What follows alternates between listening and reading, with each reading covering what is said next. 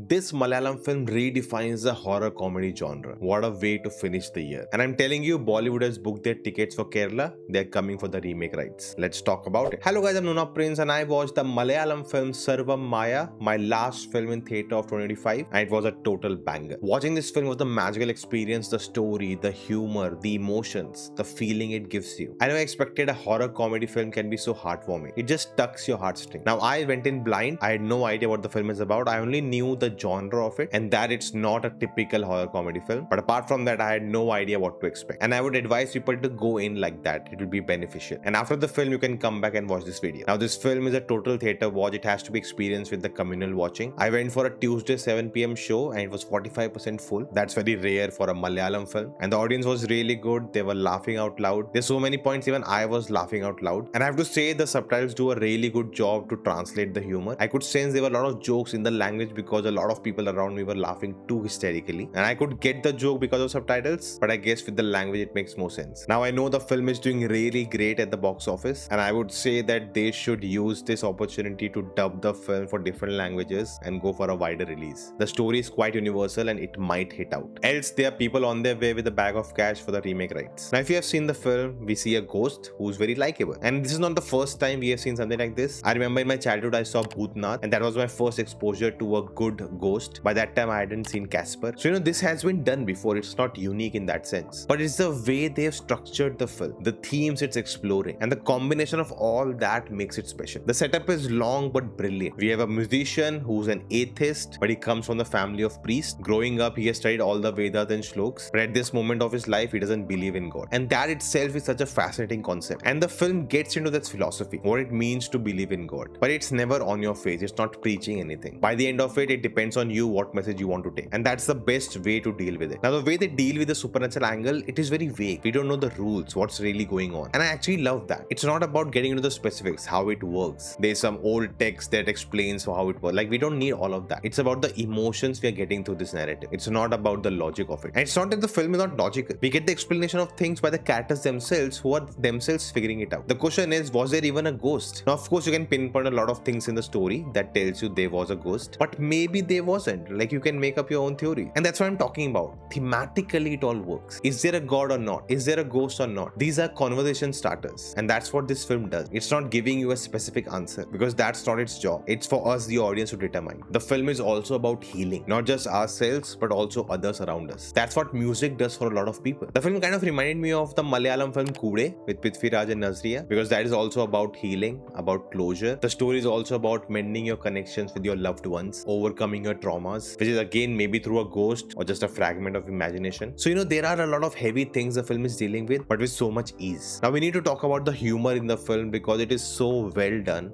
It's in the writing itself, and there are a lot of moments where you see the joke coming. You know that's what they're gonna do, but you still laugh at it because it's written so well. And that comes from the performance, which we'll talk about later, but also how genuine the moment is. At no point it feels forced. It's organic because everything is written so well. Let's take the introduction of our protagonist. The scene is set up where the visas have arrived, but only for 14 people. But there's a 15-member band. Now they could have directly introduced the protagonist that he is the one missing out. But that's not how they do it. As each member is getting mentioned on stage, the people are checking visas and they build up to it. We know it will be a main guy who didn't get the visa. But because they are structured this way, it makes it more fun. There's anticipation in it. For me, the most fun thing was the ghost itself is getting scared. That is thinking different. That is going out of the box. Like the first introduction scene of the ghost. Usually what you will see, the human will get scared of her. But that's not what happens. Nivin gets up, looks at her, he's just in shock, and it's her who gets scared of him. And they play with this thing throughout the film and it never gets old. It never gets tiring. And they also don't overuse it. It's very measured. Now if you talk about some drawbacks, I did feel the length of the film. Not that I was getting bored or impatient, but I could sense the film is long. Like I was waiting, when will the interval come? Like it's been such a long time. Now this is nitpicking, but the music composer from Mumbai,